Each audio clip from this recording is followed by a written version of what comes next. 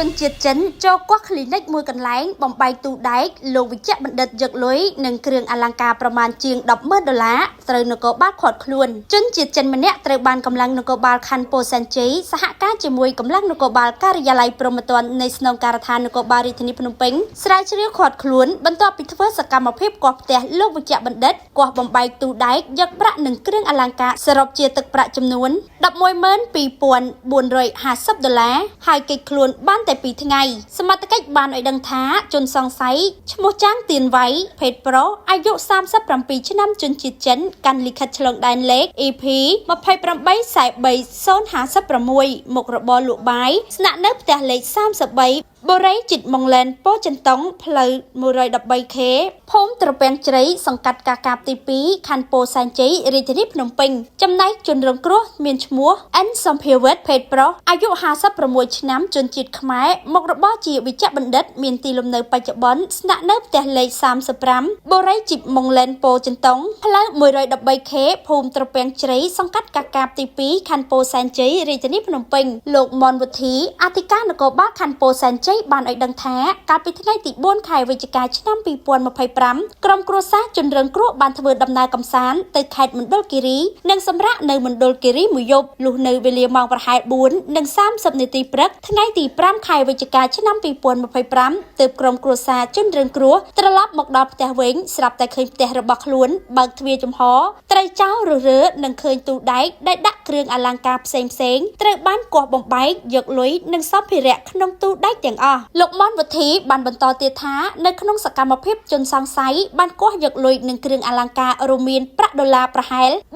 $45,000 ចិញ្ចៀនពេជ្រ3វង់គិតជាប្រាក់ចំនួន $11,500 ខ្សែដៃពេជ្រ2ខ្សែ $11,000 ខ្សែដៃមាស2ខ្សែទម្ងន់1តម្លឹងគិតជាប្រាក់ចំនួន $5,500 ខ្សែកមាស4ខ្សែទម្ងន់1តម្លឹងកន្លះគិតជាប្រាក់ចំនួន $8,250 ខ្សែកផ្លាទីន2ខ្សែទម្ងន់4តម្លឹងគិតជាប្រាក់ចំនួន $16,000 ចិញ្ចៀនមាស1វង់ទម្ងន់ 5G គិតជាប្រាក់ចំនួន $2,300 ចិញ្ចៀនផ្លាទីន3វង់ទម្ងន់ 8G គិតជាប្រាក់ចំនួន $2,500 ចិញ្ចៀនត្បូងទន្ទឹម1វង់គិតជាប្រាក់ចំនួន $600 កងដៃមាស1កងទម្ងន់ 0.88 គិតជាប្រាក់ចំនួន $2,300 ក្រវិលពេជ្រ1គូគិតជាប្រាក់ចំនួន $5,500 និងកងដៃផ្លាទីន2កងគិតជាប្រាក់ចំនួន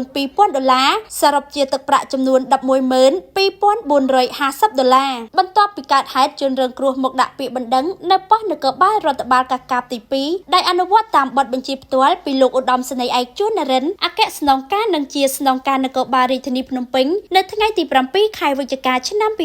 2025វេលាម៉ោងប្រហែល 9:30 នាទីកម្លាំងនគរបាលខណ្ឌពោធិ៍សែនជ័យដឹកនាំដោយលោកមុំវុធីអធិការនគរបាលសហការជាមួយនគរបាលការិយាល័យព្រហ្មទណ្ឌនៃស្នងការនគរបាលរាជធានីភ្នំពេញរួមនឹងលោកនេប៉ោះបានធ្វើការស្រាវជ្រាវទៅឃាត់ខ្លួនជនសង្ស័យជាជនជាតិចិនខាងលើដែលស្នាក់នៅផ្ទះជាប់គ្នានៅចំពោះមុខជនសង្ស័យបានសារភាពថាខ្លួនពិតជាបានធ្វើសកម្មភាពវាយបំបែកកញ្ចក់ទ្វារខាងក្រោយផ្ទះរបស់ជនរងគ្រោះហើយចូលលួចសម្ភារៈនិងគ្រឿងអលង្ការពិតប្រាកដមែនក្នុងនោះសមត្ថកិច្ចបាននាំខ្លួនជនសង្ស័យទៅចង្អុលបង្ហាញទីតាំងដែលយកសម្ភារៈដែលលួចបានទៅលាក់ទុកនៅក្នុងផ្ទះនិងរួមវត្ថុតាងមួយចំនួនផ្សេងទៀតដែលជនសង្ស័យខាងលើប្រើប្រាស់ធ្វើសកម្មភាពនិងបានយកទៅប្លង់ចោលនៅចំណុចដីឡូមួយកន្លែងស្ថិតក្នុងភូមិត្រពាំងជ្រៃសង្កាត់កាកាបទី2ខណ្ឌពោធិ៍សែនជ័យរាជធានីភ្នំពេញបច្ចុប្បន្នជនសង្ស័យរួមទាំងវត្ថុតាងត្រូវបានកម្លាំងជំនាញនគរបាលយុតិធធនៃអធិការដ្ឋាននគរបាលខណ្ឌពោធិ៍សែនជ័យកសាងសំណុំរឿងបញ្ជូនទៅតុលាការអនុវត្តតាមនីតិវិធី